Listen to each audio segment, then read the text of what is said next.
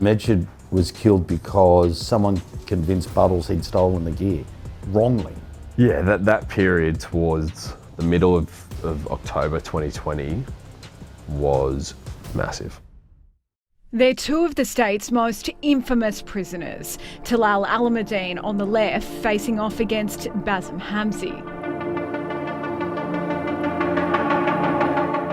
In the Hamzys and the Alameddines, you had two organised crime networks who were fighting for control of the drug market in West and Southwestern Sydney. And so when you've got that kind of money on the line and at play, people are willing to do pretty much whatever it takes to ensure they're getting their hands on it. Medjid's death was so big because he was Bassem's brother. Bassem Hamzy, who I always call the state's most notorious inmate because he just gets up to so much mischief still, despite being in Australia's most intense prison block.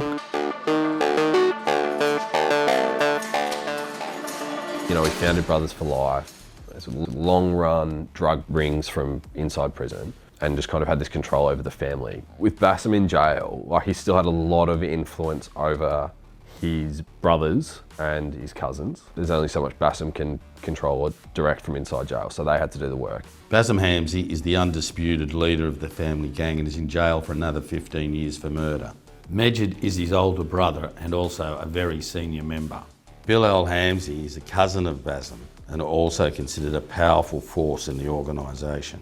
Gassan Amun is a Hamzy and the brother of Bassem but used his mother's maiden name. Ibi Hamzy, the brother of Bilal, is currently in jail and awaiting trial. Mohammed, Hassan, Tariq Hamzy, all relatives, are minor players. So Medjid Hamzy's shooting signals the beginning of a turf war with the Alameddines. The Alameddines, they've been around for a while. It's that towards that 2019, 2020, as we now know, that they really started to ramp things up. Police essentially allege that their whole business stems from drugs. And then they've got a variety of other businesses, loan businesses, childcare businesses, all this kind of thing that they then funnel their money through to make it look legitimate. So Rafat Alameddine is the man police allege is the boss of the whole network. And in Masood Zakaria, he has his trusted lieutenant. Hamdi Alameddine, his brother Rashad, and Rafat's brother-in-law Asad Alamed are also senior members. Rapper Ali Ahuncho Yunus is a long-time friend and part of the Maryland's crew. And then below them, there's a number of mid and lower level associates. Back at the top of the tree is another man who has the same surname but isn't a close relative, and that's Muhammad Elmo Alameddine. He sort of acts as a middleman between the Alameddines and the Comancheros. He's currently subject to the strictest orders of any underworld figure in the whole of New South Wales. So I guess that kind of tells you a lot about him. For the Alameddines, from a low-ranking kind of drug syndicate, their big break came when they teamed up with the Comanchero. You know, we just can't really stress enough about how big a deal the Comanchero are in terms of crime in Australia right now. They are the kingpins of the drug, running throughout almost the whole country, but particularly in Sydney and Melbourne. Medjid was the first big domino to fall. That just kind of set off this explosion between the Hamzy and the Alameddine clans. So there was these tensions, and after Medjid was shot, the expectations were that Hamzys had to hit back. But the Alameddines keep going. They try to kill Ibrahim Hamzy in January, but accidentally shoot dead an innocent man called Mustafa Naaman. Then a young man called Medjid Durbis is gunned down. And so around this time, rumour on the street is that with Ibrahim Hamzy almost being killed, his older brother Bilal tries to organise a sit down with the Alameddines to broker a peace deal.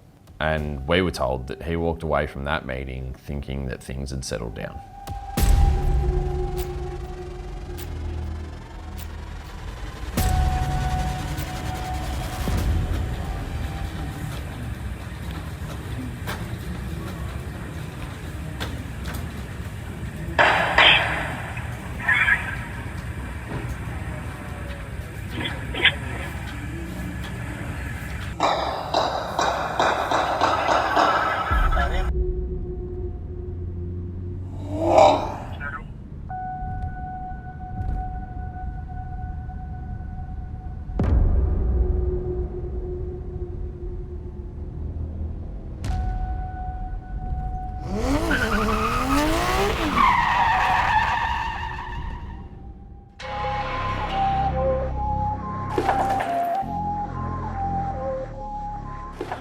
At 10:30, June 17, Bilal had just spent an hour or two having dinner at Kid Kyoto, a pretty flash Japanese restaurant here in busy Bridge Street.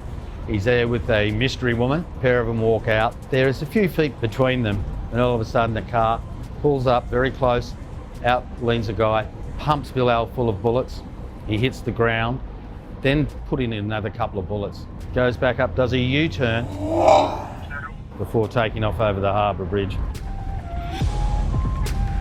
Car was found burnt out at a suburb called Northwood. The mystery woman is in tears, stunned. A very relaxed Bilal, having a fancy dinner with a beautiful woman. He ends up with about 8 bullets in him. As I said, that's the thing that's always hit me about this one. More than any of the others, you know, done at their home, done at a gym they always go to. He's come here and they have somehow mobilised and got a plan within an hour or two. I think he got here at 8:30 and was walking out about 10:30. And at 11:54 I get a WhatsApp message from a contact going, Bilal Hamsy shot dead in CBD. A minute later, Bridge Street, and the black sense of humour that surrounds this world from everybody. He goes, yeah, they're running out of people. So I knew how serious it was. I'd seen these gang wars, and when 2 members of the same family are hit, they have to try and hit back, and also any remaining guys have to be taken out by the guys that have done it. And the police knew that. So every night I was waiting for my phone to go because they might be telling me somebody else had been shot.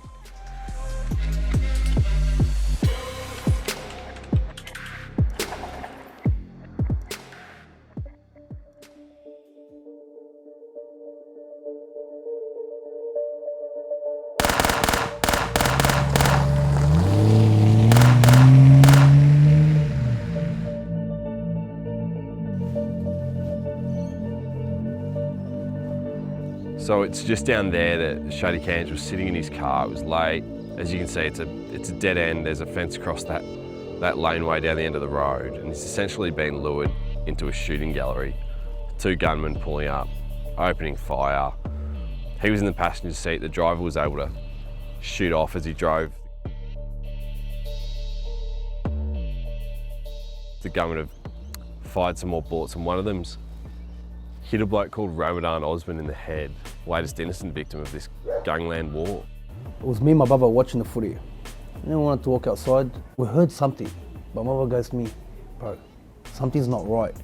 I go to him, I go, nah, bro, like, it's probably fireworks, don't stress, it's COVID, no one, you know what I mean? Like, who's gonna do something now? You wouldn't second guess it straight out.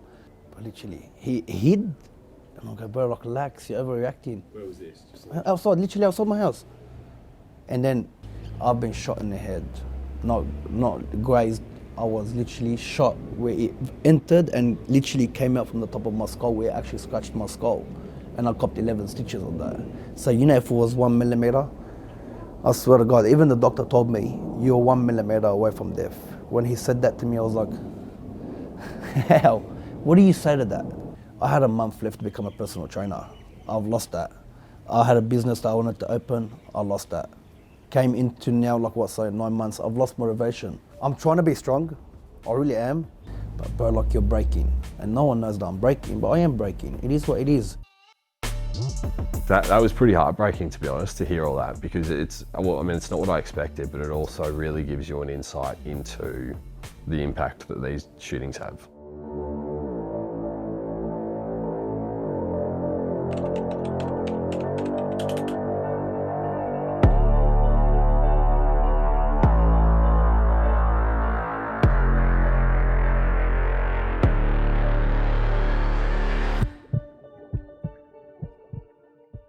So we're just on Osgood Street in Guildford, and this is the home that used to belong to Tufik Hamzy before he was shot dead on a Wednesday morning last October, next to his son Salim, who'd come to pick him up to go to work. Unaware, the 2 gunmen were sitting in a car over there, just waiting. They knew Salim's daily routine was to pick his dad up.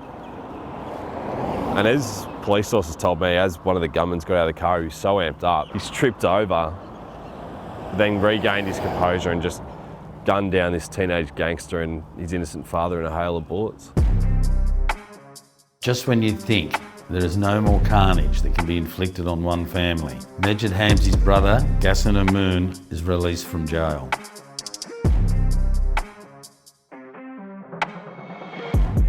Yesterday, hordes of police huddled on the Great Western Highway, discussing a plan of attack after the execution of Hamzy family crime boss Ghassan Amoon at South Wentworthville.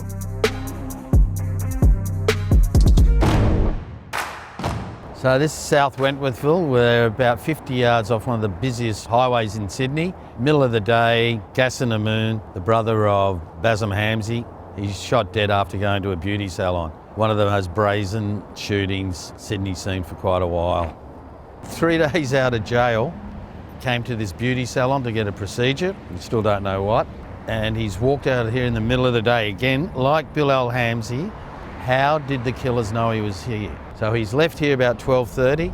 He's walked down this street when a Mini is pulled up. A gunman's got out, opened fire and shot him. Mini Cooper S was found burnt out a couple of streets away. Routine.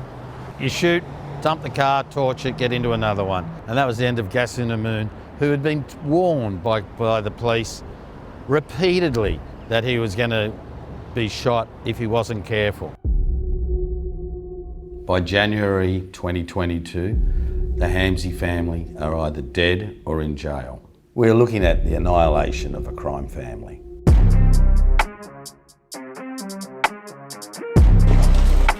If you were involved in this criminal activity, the New South Wales Police Force will hunt you down and lock you up. They've probably warned 20 people that they are in danger of being killed.